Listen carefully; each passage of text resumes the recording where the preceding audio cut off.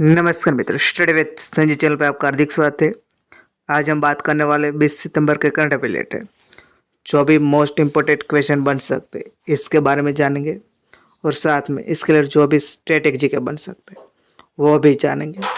और लास्ट में मैं आपको क्वेश्चन दूंगा जो करंट अफेयर रिलेटेड होगा, इसका आपको आंसर कमेंट बॉक्स में देना है। तो शुरू करते हैं। पहला क्वेश्चन है, हाल ही में तीसरे वर्ल्ड फूड इंडिया 2024 का आयोजन कहाँ किया जा रहा है? तो हाल ही में न्यू दिल्ली में तीसरे वर्ल्ड फूड इंडिया 2024 का आयोजन किया जा रहा है। ये दिल्ली में किया जा रहा है। तो आप लोगो देख सकते हैं, वर्ल्ड फूड इंडिया जो 19 से 22 सितंबर तक न्यू दिल्ली में किया जाएगा और ये खाद्य प्रसंस्करण उद्योग मंत्रालय के द्वारा किया जा रहा है। इस कार्यक्रम की शुरुआत हुई थी 2017 से हुई थी। तो नेक्स्ट देखते हैं, हाल ही में शिपिंग मंत्रालय ने किसे अपना ब्रांड एम्बेसडर नियुक्त किया गया है? तो हाल ही में जो पेरिस ओलंपिक में 2 पदक विजेता मनु भाकर को शिपिंग मंत्रालय ने अपना ब्रांड एम्बेसडर बनाया है। ये मनु भाकर, तो मनु भाकर को हाल ही में जो ओलंपिक में 2 ओलंपिक मेडल जीता था, इसको बंदरगाह जहाजरानी और जलमार्ग मंत्रालय जो इसके मंत्री सर्बानंद सोनोवाल द्वारा एक घोषणा की गई कि वो इस शिपिंग मंत्रालय की ब्रांड एम्बेसडर बनेगी। जबकि मनु भाकर है वो शूटिंग में ये मेडल जीता था।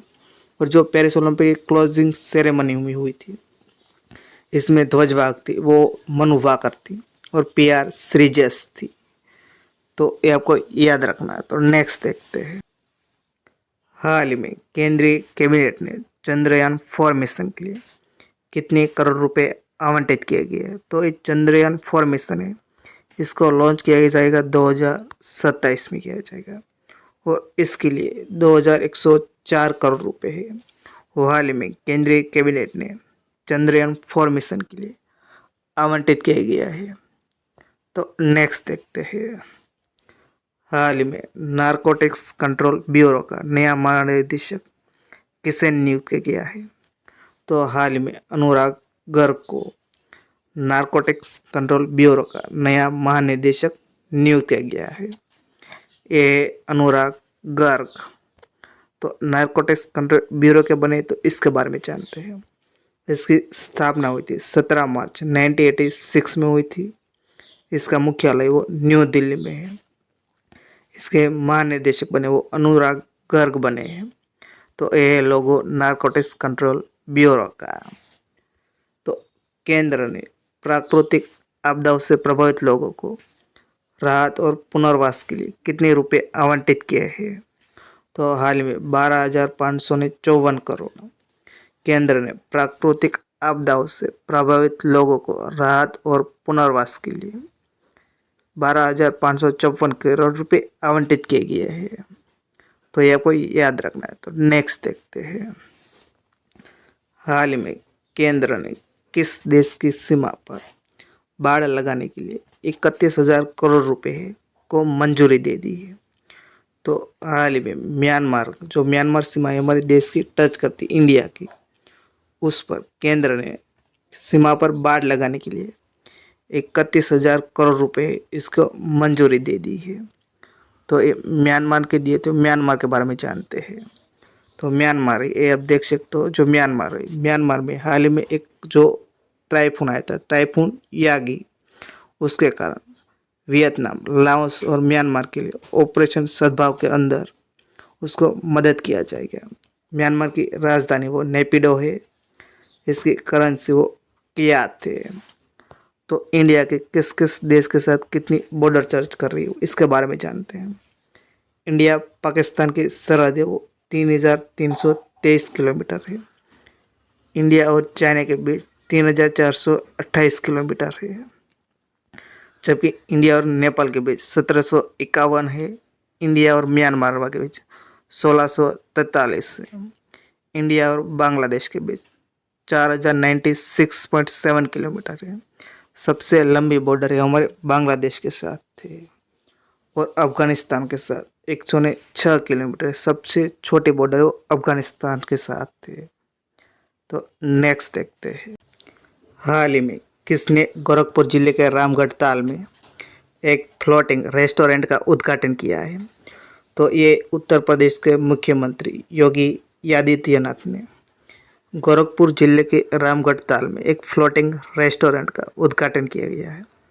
तो ये उत्तर प्रदेश में किया गया। तो उत्तर प्रदेश के बारे में जानते हैं।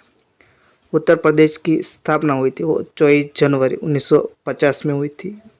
इसकी राजधानी वो लखनऊ है, जो गोमती नदी के किनारे बसा है। उसके मुख्यमंत्री वो योगी आदित्यनाथ थे और उप मुख्यमंत्री वो केशव प्रसाद मौर्य और ब्रजेश पाठक है।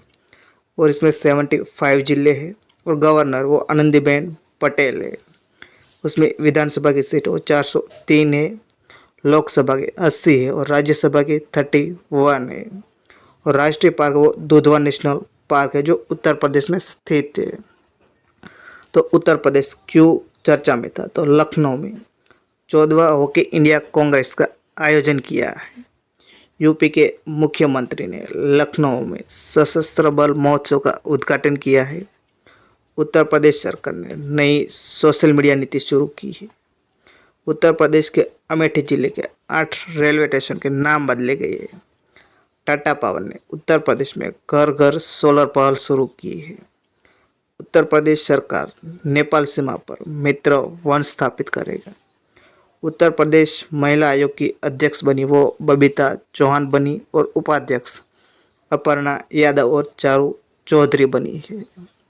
तो नेक्स्ट देखते हैं, हाल ही में 14वीं हॉकी इंडिया जूनियर पुरुष राष्ट्रीय चैंपियनशिप 2024 खिताब किसने जीता है? तो ए पंजाब ने उत्तर प्रदेश को हराकर 14वीं हॉकी इंडिया जूनियर पुरुष राष्ट्रीय चैंपियनशिप 2024 जीत लिया है। और हाल ही में जो एशियन हॉकी चैंपियनशिप ट्रॉफी हुआ था, उसमें चाइना को इसके देश में इसको हरा के इंडिया ने ये जीत लिया था। जो इंडिया है वो 5वीं बार जीत लिया था एशियन चैंपियन ट्रॉफी। तो नेक्स्ट देखते हैं, हाल ही में किस राज्य ने उद्यमी और किसानों के लिए बाना के योजना शुभारंभ किया है? तो ए मिजोरम राज्य ने उद्यमियों और किसानों के लिए बाना के योजना शुभारंभ किया है। जबकि मिजो भाषा में बाना के जिसका मतलब बनता है हैंड होल्डिंग स्कीम। तो मिजोरम ने किया। तो मिजोरम के बारे में जानते हैं। इसकी स्थापना हुई थी 20 फरवरी 1987 में हुई थी। इसकी राजधानी वो आइजोल है। उसके मुख्यमंत्री लालदू होमा है और 11 जिले है। उसके गवर्नर है वो कंभापति हरिबाबू है। उसके विधानसभा की सीट वो 40 से लोकसभा की 1 और राज्यसभा की 1 सीट है। और राष्ट्रीय पार्क वो मुरलेन है और फांगपुई नेशनल पार्क है।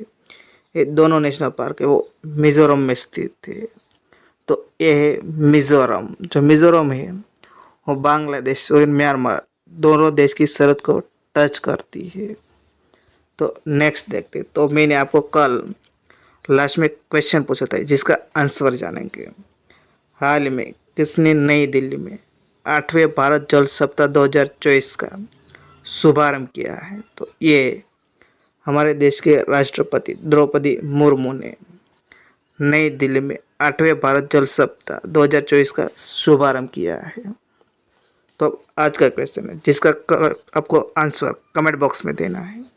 तो क्वेश्चन है तुम्हारे लिए, तो तुम इसका आंसर आप कमेंट बॉक्स में देके हाल ही में सशस्त्र सीमा बल के महानिदेशक किसे बनाया गया?